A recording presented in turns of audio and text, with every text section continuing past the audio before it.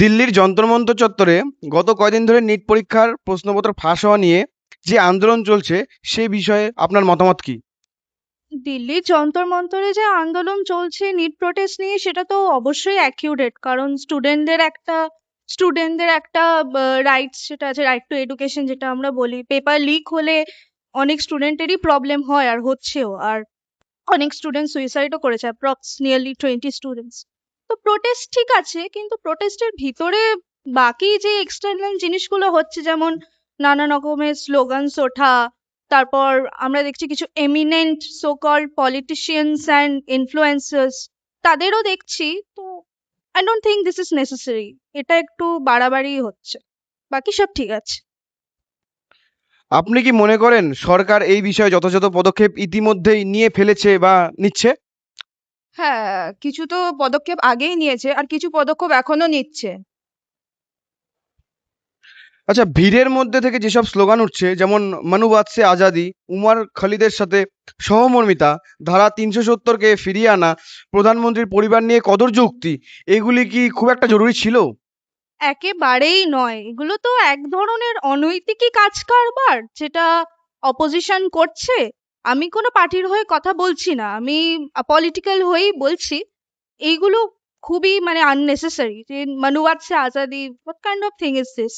তারা একেবারেই রিজার্ভেশন তুলে দিক, কেউ তো চায়নি রিজার্ভেশন। আচ্ছা, সোনাম ওয়াংচুকের অনশন কি কি এই আন্দোলনের একটা বিরাট সাফল্য বলে আপনার মনে হচ্ছে? না, সেরকম না, ওনাকে শুধুমাত্র ইউজ করা হচ্ছিল সেই সময়, আর কিছুই না।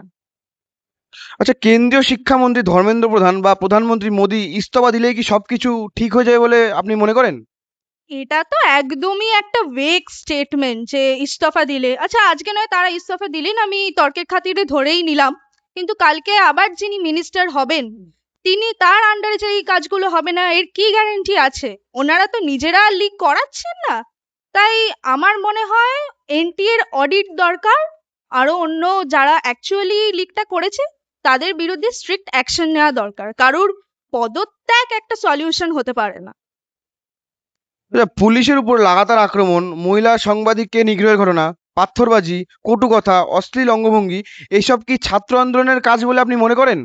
একদমই না। এই যে পুলিশদেরকে অনেক ছাত্ররা মারছে এবং বাজে বাজে স্টেটমেন্ট দেওয়া হচ্ছে ভারতের প্রতি, ইন্ডিয়ান আর্মিকে বলা হচ্ছে, তো সেটা জীবনে কোনোদিন হচ্ছে আমাদের ছাত্রদের কাজ না। ককরোচ জনতা পার্টি কোনো রাজনৈতিক দল নয়। আপনার মনে হয় না আন্দোলনকে সামনে রেখে কেউ রাজনৈতিক রুটি সেকার চেষ্টা করছে? সেটা তো এরা প্রথম থেকেই করে আসছে। আমাদের চিফ জাস্টিস যেই স্টেটমেন্টটা দিয়েছিলেন ওটা তো নর্মাল স্টুডেন্টদের কে ডেডিকেট করে দেননি। ওটা কি কারণে হয়েছিল সেটা সবাই জানে, আমি এখন আর বলছি না। কিন্তু এইটাকে যে ওরা একটা প্রোপাগ্যান্ডা করে নিজের পলিটিক্যাল পার্টির একটা মানে ইনফ্লুয়েন্স করছে সবার প্রতি যে উই আর দ্য গ্রেট, এটা একেবারেই আমরা মেনে নিতে পারছি না। এটা জাস্ট একটা প্রোপাগ্যান্ডা ওদের দ্বারা। প্রোটেস্টটা ঠিক আছে, কিন্তু ওরা ককরোচ জনতা পার্টি যেটা করছে সেটা একটা প্রোপাগ্যান্ডা। সংবিধানের মলাট হাতে নিয়ে সংসদ ঘেরাও করার চেষ্টা করা কি অসাংবিধানিক নয়? নেপাল, শ্রীলঙ্কা, বাংলাদেশের অবস্থা ভারতেও হোক, সেটা কি আপনার কাছে কাম্য? একদমই না, ভারতের অবস্থা কেন ওদের মতো হতে যাবে? আপনি কি ছাত্রছাত্রীদের অভিভাবক হলে এই বিশৃঙ্খল আন্দোলনে অংশগ্রহণ করতেন? প্রথম দিকে হয়তো করতাম, কারণ হাঙ্গার স্ট্রাইকটা সোনাম ওয়াংচুক স্যার যেটা শুরু করেছিলেন সেটা একটা ভালো কাজের জন্যই করেছিলেন, উনি স্টুডেন্টদের কথা ভেবেই করেছিলেন। আমি একজন অভিভাবক হলে অবশ্যই জয়েন করতাম, কিন্তু তারপরে যে বিশৃঙ্খলাটা তৈরি হয়, যে নোংরামিটা বাড়তে থাকে, আমার তারপর নিজেকে একটু গিল্টি ফিলই হতো যে আমি একটা মোটিভ নিয়ে গেছি, সেই মোটিভটা হচ্ছে না, তার অপোজিটটা হচ্ছে, তখন নিজেকে সরিয়ে আনতাম, এটাই আর কি। এই আন্দোলন করে ছাত্রছাত্রীদের জন্য কি লাভ হলো?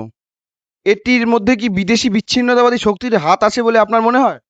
লাভ তো কিছুই হলো না। যে নেত্রীরা হচ্ছে এটাকে নেতৃত্ব দিচ্ছিল, তারা তো সামনে কোনোদিনই আসেনি, বা যখন মার হচ্ছিল বা কিছু হচ্ছিল তখন তো তারা সামনে ছিলই না। আর দেশের ঝামেলায় বাইরের লোকেরা যখন খুশি হচ্ছে, বোঝাই যাচ্ছে এটা। ধন্যবাদ আপনাদের দুজনকে।